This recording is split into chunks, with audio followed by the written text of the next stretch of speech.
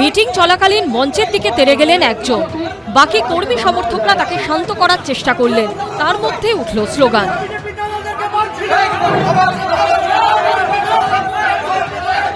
সব মিলিয়ে পরিস্থিতি হুলস্থুল, সবাইকে শান্ত করার চেষ্টা করছেন নেতারা।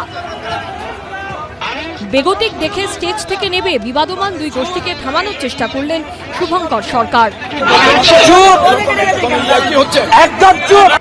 প্রদেশ কংগ্রেস সভাপতির সামনেই তমলুকে কংগ্রেসের দুই গোষ্ঠীর কোন্দল। রবিবার এই ঘটনা ঘটেছে তমলুকে কংগ্রেস জেলা পার্টি অফিসে। এদিন সকালে ছিল কংগ্রেসের সাংগঠনিক সভা। সেই সভায় উপস্থিত ছিলেন প্রদেশ কংগ্রেস সভাপতি শুভঙ্কর সরকার। হয়ে যাওয়ার পর আপনি লিখিত বলতে পারতেন যে আমি বলবো আমার এই ব্যাপারে অবজেকশন আছে।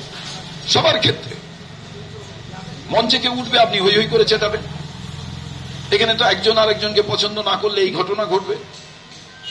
কংগ্রেসে গণতন্ত্র বেশি অন্য দলের থেকে।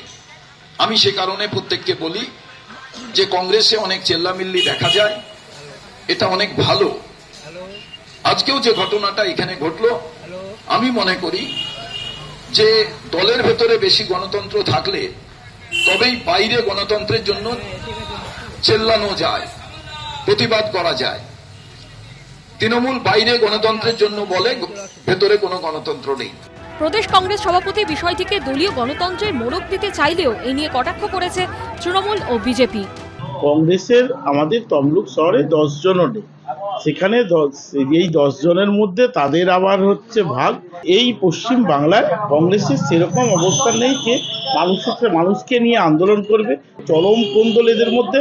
যে 10 জন রাজনীতি করছে তাদের মধ্যে কোন্দল, কে সভাপতি হবে কে সহসভাপতি হবে, এই গোষ্ঠীদ্বন্দ্ব লেগেই যাচ্ছে। ওনারা কি একটা জোট করেছিলেন, ইন্ডি না পিন্ডি একটা জোট করেছিলেন, তো সেই জোটের তো ওনারা শরিক। এখানে বিজেপির কোনো প্রশ্নই তো নেই। তো ওনারা তো দলটাই বোধহয় উঠে গিয়েছে, একটা সাইনবোর্ড একটা কোম্পানি হয়ে বসে আছে। তো সেইটা আবার বিজেপির সঙ্গে আবার কি সম্পর্ক? এই নিয়ে ওদের একটা রাজ্য সভাপতি এসছেন, সেই নিয়ে কিছু হয়তো কর্মীরা একটু উৎসাহিত হয়েছে, বেশি উৎসাহিত হয়েছেন, পাগলের প্রভাব বকছেন ওনারা।